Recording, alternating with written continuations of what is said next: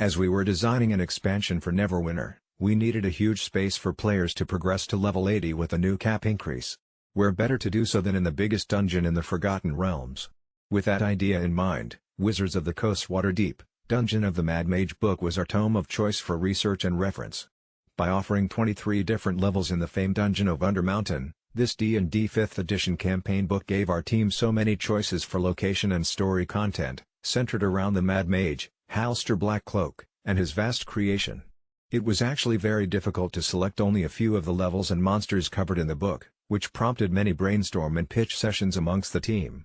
Everyone spent these meetings advocating the pros and cons of their favorite dungeon environment, stories, and monsters found in Undermountain.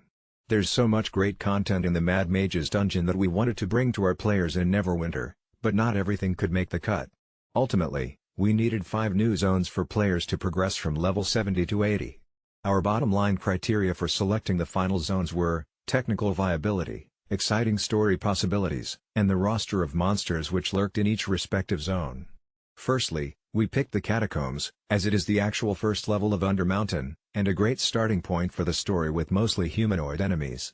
From there, adventurers delve deeper down into the twisted caverns to get a change of scenery and a vastly different ecosystem of massive monsters. After that, players venture into Willowwood, a magical forest inside of the mountain dungeon. Yes, you read correctly, a forest inside a mountain. Delving even deeper, players enter the Terminus level, a fiery cavern dotted with mithril mines and lava, ruled over by a fallen angel.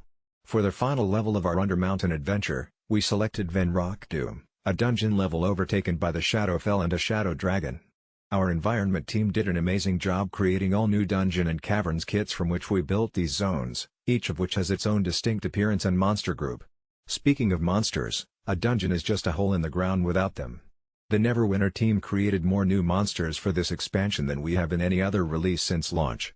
Players will encounter groups of mushroom-like myconids, spider-herding ettercaps, deadly umber hulks and enormous purple worms, just for starters.